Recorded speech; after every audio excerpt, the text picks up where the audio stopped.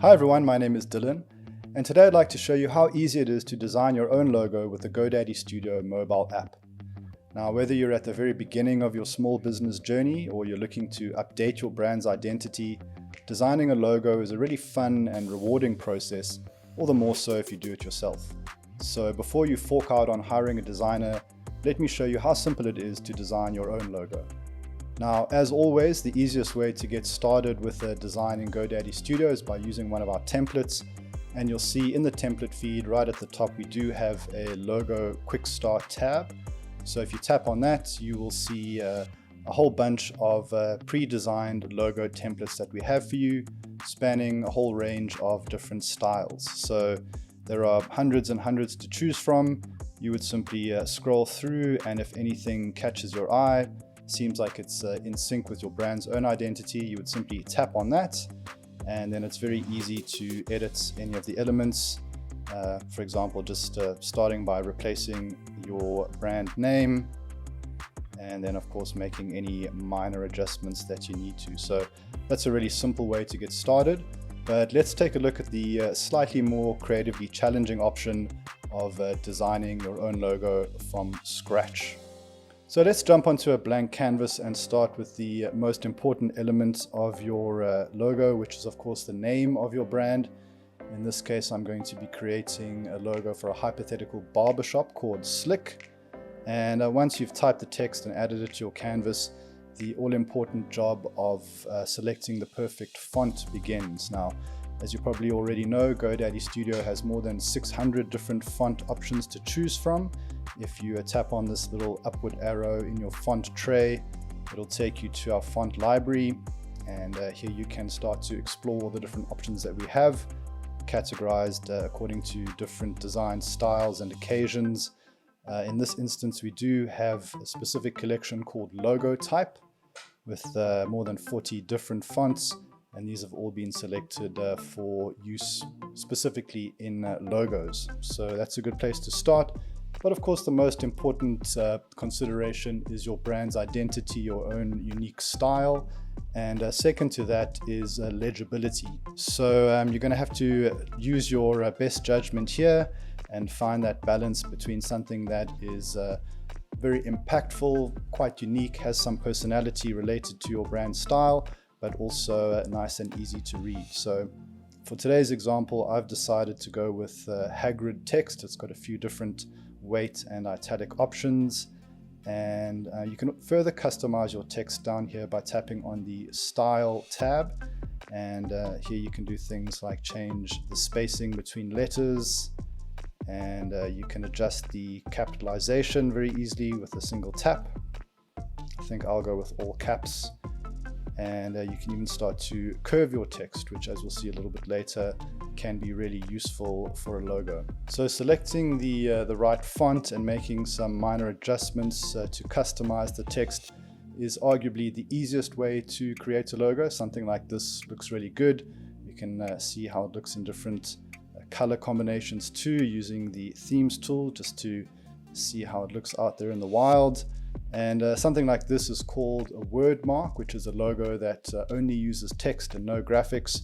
And as I said, that's really the easiest way to design a logo. Many brands do it, so that's definitely one option for you. In many instances, you will find that it is useful to add a second line of text, perhaps describing what your business is, what it does. So in this case, we're of course a barbershop. So I think it might be quite useful to include that in the logo so people know exactly what service we offer. And as soon as you introduce a second line of text, you're going to come up against the concept of font pairing.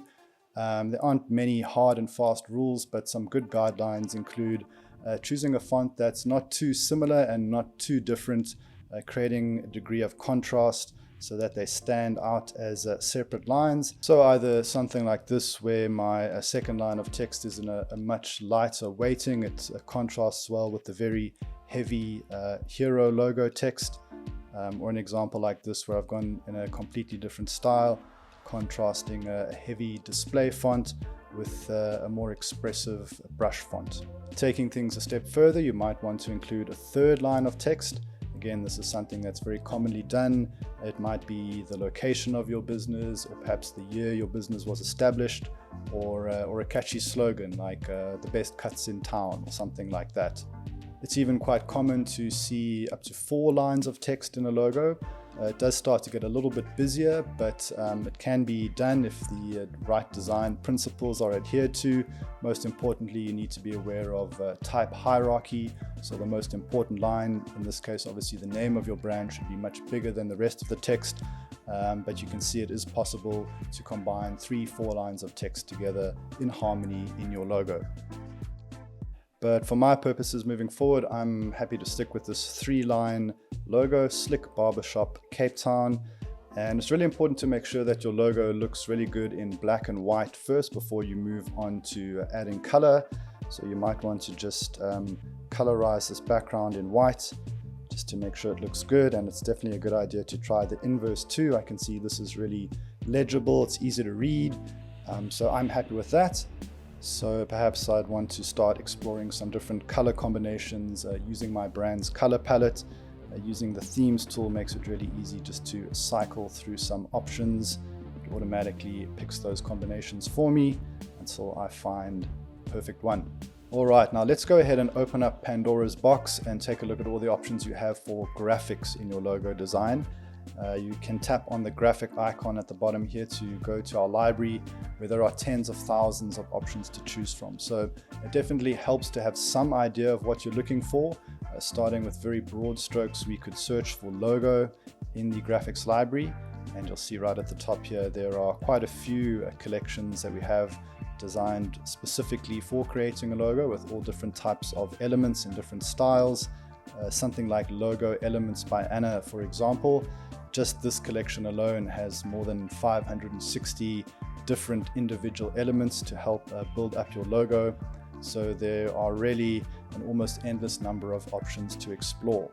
If we narrow things down a little bit, it definitely helps. So in this example, I searched for barber in the graphics library, and I found this barber emblems and logos collection, which is obviously very perfectly suited to my brand.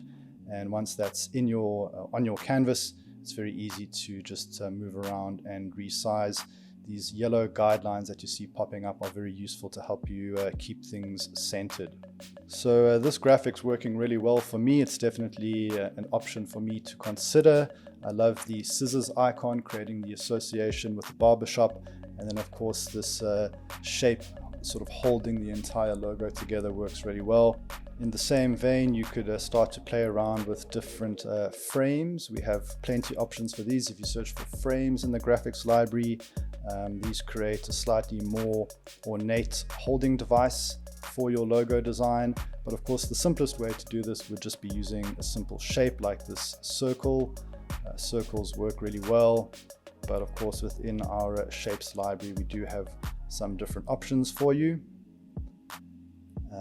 But again, circles are really tried and trusted because they create almost like a sticker effect for your logo, meaning that it's very easy to place anywhere. If you start to use it in your designs, use it out in the world, and you can see if we start to add some color, maybe bring in a graphic element or two, it's easy to envision your logo design as a sticker, which can be placed anywhere, be that in the physical world or the digital world. The graphic elements in your design could also be very small and subtle, like this line with these very subtle flourishes at the end. It just adds a touch of elegance to the perception of my brand, and also just really helps in terms of dividing the composition. Another interesting idea to consider would be to use a more abstract graphic for your logo. It needn't relate to anything specific, but it becomes something of a unique icon for your brand. And then of course there's the more literal route. In this instance I searched for moustache in the graphics library, and I found this really cool option. Again, it really starts to create an association with the barbershop, and I think in this case the symmetry of that moustache icon really works well in this design. perhaps somewhere in between the literal and the lateral. This example of a crown graphic that I found I think works really well in the sense that your haircut becomes your crown at the end of the day. But interestingly, I think using a graphic like this already starts to take our brand identity perhaps more towards a street style. So these subtleties in terms of the graphics that you choose will obviously have a bearing on how your brand is perceived. Here's another example of a more literal approach, which is nonetheless very expressive. I think I found this graphic in a pack called Hair Salon Silhouettes by searching for hair in the graphics library. And you'll see the graphic here really dominates the design, forming a background for my word mark. I really like the fact that it's not a solid color, but it has the subtle texture and gradient to it. And you'll see if I start to combine it with some different color combinations and a holding device like a circle, it really starts to look quite unique and definitely very professional. And then one final option to consider, again a very tried and trusted formula, is to use your brand's initial as a graphic icon in your logo design. So in this instance for Slick we've got an S. This isn't the perfect example, arguably better suited to more of an outdoor brand, but it does start to show you how a design like this could look. Again, if you search for alphabet or letters perhaps in the graphics library, you'll start to find options like this. But if you don't, remember you can of course just use the text editor. In this example I've just typed in the letter S and explored a few different font options. I thought that Shockwave looked pretty good, and then just playing around with layers, different color combinations, adding a holding device to this logo. It's easy to see how something as simple as a single letter can become a graphic element in your logo design. So there are hundreds of different creative directions you could take when it comes to designing your logo, but all of them are really easy to do and can be done by yourself in minutes. Try it out for yourself right now by downloading the free GoDaddy Studio app. All the links you need are in the description below. Thank you so much for watching. Please remember to subscribe if you want to keep learning about GoDaddy Studio, and I'll see you next time.